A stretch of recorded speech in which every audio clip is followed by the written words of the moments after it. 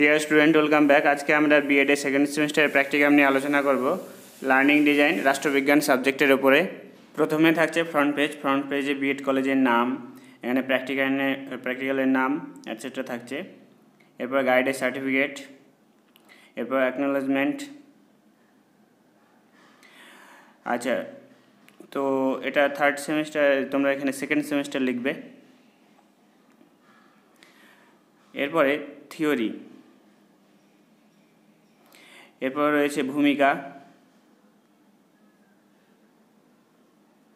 তারপরে শিখন নকশার সংজ্ঞা বা লার্নিং ডিজাইনের ডেফিনেশন,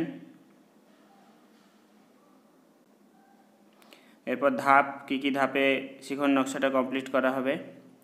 এরপর একটা ভালো লার্নিং ডিজাইনে কী কী গুণাবলী থাকা প্রয়োজন, সেই গুণাবলীগুলো তুলে ধরা হয়েছে। এরপরে শিখন নকশার গুরুত্ব, এরপর আসছে প্র্যাকটিক্যাল বা ব্যবহারিক ক্ষেত্র শিখন নকশা।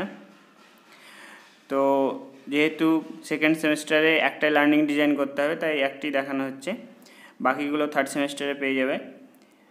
আচ্ছা, তো এটা ক্লাস 11-এর ওপর নেওয়া হয়েছে। বাম সাইডে রয়েছে বিদ্যালয়ের নাম, এখানে যে কোনো একটা বিদ্যালয়ের কাছাকাছি বিদ্যালয়ের নাম দেবে, শ্রেণী থাকবে, তারিখ একটা সুইটেবল তারিখ দিয়ে দেবে, আর নিজেদের নাম থাকবে শিক্ষকের নামের জায়গায়।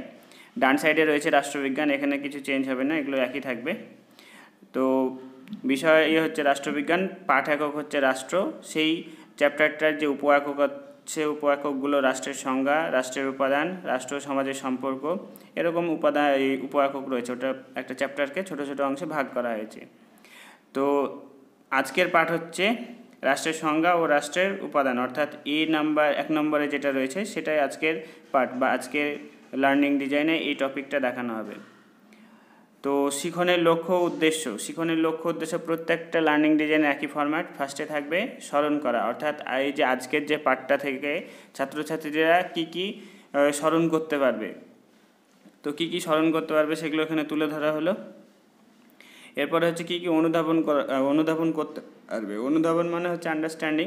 তোমরা জানো স্মরণ করা কোনগুলোকে বলে, ডেফিনেশান, কোনো কিছু ডেফিনেশান দেওয়া, এগুলো হচ্ছে রিমেম্বারিং টাইপ কোশ্চেন। আর হচ্ছে আন্ডারস্ট্যান্ডিং কোশ্চেন কোনগুলো, ব্যাখ্যা করতে পারা, বুঝিয়ে বলতে পারা, এগুলো হচ্ছে আন্ডারস্ট্যান্ডিং টাইপ কোশ্চেন, কোর্স 9-এ রয়েছে। তো যাই হোক, অনুধাবন কী কী করতে পারবে সেগুলো এখানে তুলে ধরা হলো।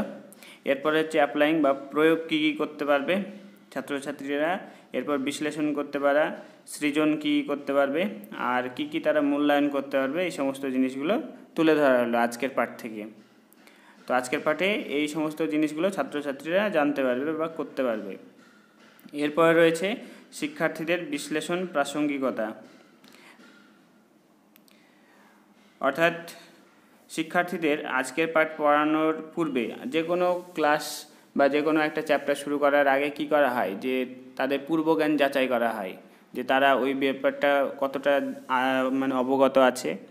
তো আজকের যে পাঠটা রয়েছে সেই পাঠটা পড়ানোর পূর্বে শিক্ষক কী করবে, যে তাদের পূর্বজ্ঞান যাচাইয়ের জন্য এই সমস্ত প্রশ্নগুলো করবে। তোমার রাজ্যের নাম কি, তুমি কোন রাষ্ট্রে বসবাস করো, ভারত কবে স্বাধীনতা লাভ করেছে, এটসেট্রা প্রশ্ন করবে।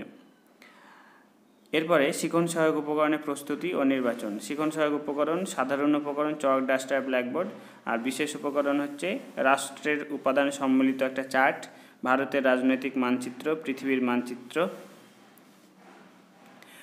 আচ্ছা, শিখন কৌশল, এবার শিখনের ক্ষেত্র আর হচ্ছে তার প্রাসঙ্গিক কৌশল। এটা হচ্ছে ইউনিভার্সিটির ফরম্যাট।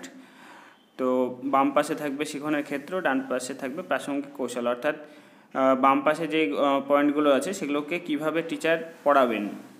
এখানে আগেকার ফরম্যাট এখন চেঞ্জ হয়ে গেছে। আগে শিক্ষার্থীর ভূমিকা, শিক্ষকের ভূমিকা, এই সময় ওই রকম পয়েন্ট না করে এখন জাস্ট শিখনের ক্ষেত্র আর প্রাসঙ্গিক কৌশল, এই দুটো পয়েন্টই থাকে। তো শিখনের ক্ষেত্র হচ্ছে রাষ্ট্রের সংজ্ঞা, এটাকে শিক্ষক কীভাবে পড়াবেন। বিভিন্ন রাষ্ট্রবিজ্ঞানী প্রদত্ত রাষ্ট্রের সংজ্ঞা রয়েছে, যেমন অ্যারিস্টটল, গার্নার, বার্কার্ড, লাস্কি, এদের সংজ্ঞাগুলো তুলে তুলে ধরবেন শিক্ষক। এরপরে শিখনের ক্ষেত্র হচ্ছে রাষ্ট্রের মুখ্য উপাদান সমূহ, তো এটাকে কীভাবে বোঝানো হবে, তার প্রাসঙ্গিক রিলেটেড যে স্ট্র্যাটেজি রয়েছে সেই স্ট্র্যাটেজি ডান দিকে দেখানো হয়েছে। একই রকমভাবে রাষ্ট্রের গৌণ উপাদানসমূহ, গৌণ উপাদানগুলো কীভাবে দেখানো হবে সেটাও আর এর গৌণ উপাদান 3টি, স্থায়িত্ব, জাতীয়তাবাদ এবং আন্তর্জাতিক স্বীকৃতি। তো এই গেল আজকের যে পাঠটা, সেটাকে এইভাবে পড়ানো হবে। এরপরে হচ্ছে মূল্যায়নের নকশা। মূল্যায়নের নকশা মানে হচ্ছে যখন একজন টিচার কোনো কিছু আজকে পড়ানোর পর বাড়ির কাজ দেয় কিংবা ক্লাসে কিছু প্রশ্ন করে, সেটা হচ্ছে মূল্যায়ন। তো এখানে মূল্যায়নের জন্য এই প্রশ্নগুলো বাড়ির কাজ হিসাবে দেওয়া হবে।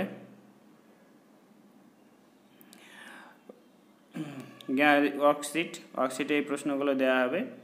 এরপর হচ্ছে দুর্বলতা নির্ণয়। দুর্বলতা নির্ণয় মানে হলো, যদি আজকের পাঠ পড়ানোর পর কোনো ছাত্রছাত্রীর যে জায়গাগুলো দুর্বলতা রয়েছে সেইগুলো আইডেন্টিফাই করে সেগুলোকে আবার তার রিমিডিয়ালের ব্যবস্থা করা, যদি কোথাও দুর্বলতা থাকে। তো এখানে দুর্বলতার ক্ষেত্রে যদি কোনো থাকে তাহলে প্রতিকারমূলক শিক্ষা ব্যবস্থা নিতে হবে। তো এই হচ্ছে লার্নিং ডিজাইন। এতদূর পর্যন্ত শেষ পয়েন্ট হচ্ছে দুর্বলতা নির্ণয়। এরপরে যেহেতু আমার কাছে টোটাল 60খানা লার্নিং ডিজাইনের নকশা আছে, তাই নেক্সট লার্নিং ডিজাইন চলে এসেছে। তোমরা এখান থেকে একটা কনক্লুশন টেনে দেবে এবং লাস্টে রেফারেন্স দিয়ে দিবে। দুর্বলতা ক্ষেত্রের পরে লাস্ট পয়েন্ট হবে কনক্লুশন এবং তারপরে হচ্ছে রেফারেন্স বিভিন্ন বইয়ের নাম দিয়ে দিবে। তাহলেই এই প্র্যাকটিকামটা কমপ্লিট হয়ে যাবে। সবাইকে অনেক অনেক ধন্যবাদ ভিডিওটি শেষ পর্যন্ত দেখার জন্য।